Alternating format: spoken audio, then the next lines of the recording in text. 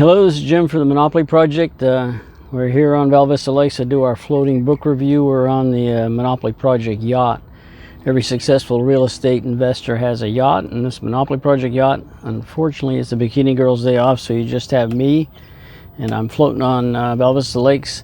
Early May, it's just about sunset. The sun's just, I think, that's why I'm squinting a bit.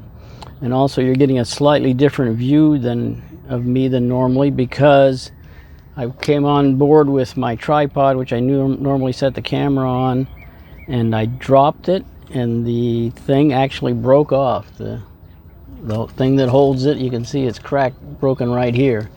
So I propped up the phone recorder on the front of the console here, and we'll do it from here and see how it works. It's interesting, we bought that tripod 30 years ago, and Michelle and I, when we first got married and moved to Virginia.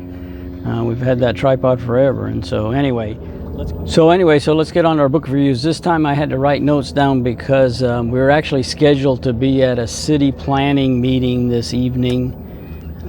City planning meeting to go over some signage for an adjacent property which we were going to speak in favor of, and the meeting was canceled because of a lack of a quorum. And so I got the free evening, and I jumped in here to do the book review. So let's start with the okay, it's Jim. I'm back with the third book we're going to review here. You can see it. It's called Moving Beyond Anxiety by David Chadwick. And see my notes here.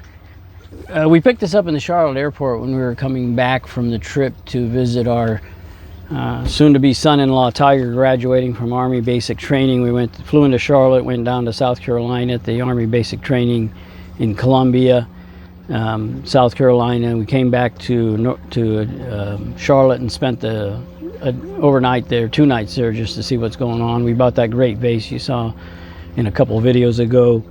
But we picked this book up, and I was just looking through the library for something to read on the plane, because it was going to be a long flight, 4 or 5 hours, and I didn't have anything. So I found this and I picked it up, and it turns out that the authors are actually local to Charlotte. I didn't know that when I got it. I read half of it on the plane. I read it, and I think it is outstanding. He talks about moving on from anxiety, and he gives 12 specific practices.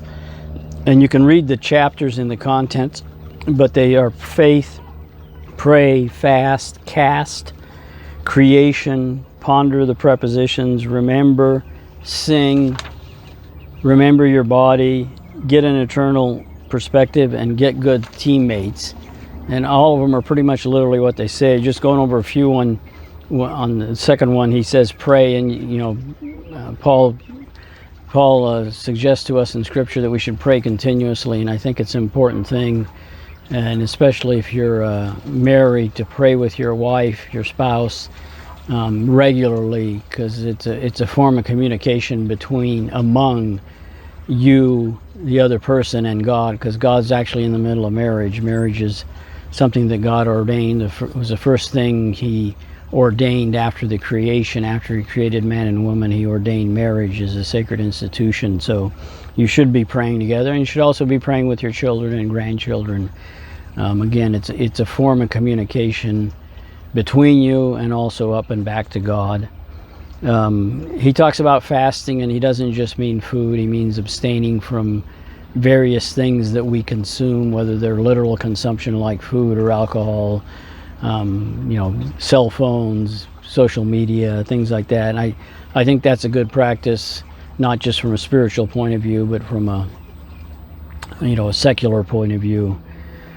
Casting, when he talks about casting, he's talking about positive affirmations, and of course there's a lot of secular works that recommend this technique, and I think it does work. But in this specific case, in a Christian environment, he's talking about being only in God. And when I read this chapter, it immediately reminded me of our late friend Pastor Stan, who did the Missionaries Answering the Call mission to India. He passed away last year, but he's done an incredible job, or God has done an incredible job through him in India. They built 55 churches, ordained hundreds and hundreds of pastors, baptized literally thousands of people in the river. They cast out demons, they healed the sick. They pretty much through Stan did all the things that you read about in the Old Testament, in the New Testament, in Acts and those things. So, and the reason why I mentioned Stan is Stan is a man of few words, and we would hang out sometimes together, and generally he didn't feel the need to talk, and neither did I, but on an undercurrent with Stan, he was always talking to Jesus. You could hear him say, Jesus, Jesus. And he was always casting, he was always putting good thoughts in his head. And the important thing about putting good thoughts in your head is it crowds out the bad thoughts, because you all know that when you're sitting there idle and you start thinking bad things, you start thinking negative things, you start making yourself anxious. And so I think that chapter there really reinforced my need to do that, and I have been doing that, and has made me less anxious and less, better and more better. The next one he talks about is creation. When people think about Jesus dying on the cross to save us, they think he's just talking about saving humans, from our sin. But Jesus died on the cross and was resurrected not just to save humans, but to restore all of creation. And so it's important to remember that all of creation is part of God's perfect plan. And he'll hit more of these things. You'll see more of that, what that means practically here in a few minutes. Ponder the prepositions. Remember, he's talking about the gift of memory, and I really resonate with this, because when you think about, every morning you wake up and you're still you, and you still have a grasp on what's going on. Most people take that for granted, right? That's just going to happen. I mean, you can abuse your body, with alcohol and drugs and all sorts of things, physically, but still, when you wake up in the morning, you still remember who you are, and you have a sense of identity. It's kind of amazing when you actually think about it. And so then he had a chapter on singing, and I'm very, very poor singer. I have zero musical talent, but I have come to appreciate singing. Even though I do it poorly, it does make you happy. Martin Luther is said to have said that in singing you're praying twice, because there's obviously words in singing, but God just loves to hear it. And in fact, in the Old Testament, in the Psalms, it does say sing a song to God, sing a new song to God, sing the old songs to God. And so remember your body. Now this is going back to the creation comment I just made, is that when we are made with bodies and soul and spirit. And a lot of people disdain the body, but we're not Gnostics. The Gnostics believed that the body was evil and only the spirit was good. The body was of Satan, and that only the spirit is good. And the creeds, reject that. When they say the resurrection of the body, and it's because the body, our bodies, and Jesus's body is a new temple.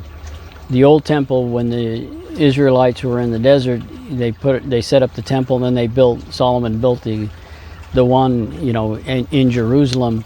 But when Jesus came, he said, I'm going to tear down this and rebuild it. And he meant his own body. He is the new temple, and he dwells within us. So our bodies are important, so you need to take care of them and understand that. And then one of his last chapters is get an eternal perspective, and of course that's hard to do. And basically he's saying is, don't take too seriously what's going on earth, because eventually we'll be in eternity. It's hard to do, but it is important. And I was just reading something about somebody was having a bad day, and somebody gave him the advice of, well, the first question to ask is, did anyone die? If what you're worrying about didn't have anyone dying, then it shouldn't be that big a deal. And finally, his last chapters on good teammates. This is from Scripture. Iron sharpens iron, and he says aloneness is a major cause of anxiety. I would say aloneness is the major cause of anxiety. We were designed and created by God to be together, to be in community. And so if you're not in community, you're going to be anxious, because you're not connected to each other, and you're not, the things that you are being anxious about aren't real. So in any case, I really recommend this book, Moving Beyond Anxiety. Like I said, it did give me a couple things that are life-changing, and so I think it's a good book. I might look up, he's written a number of other books, so I might look them up. In any case, this is Jim for the Monopoly Project. We're headed back. It's you can see the sun is setting. I will try to get one more book review in. Thank you, and we will catch you on the next book review.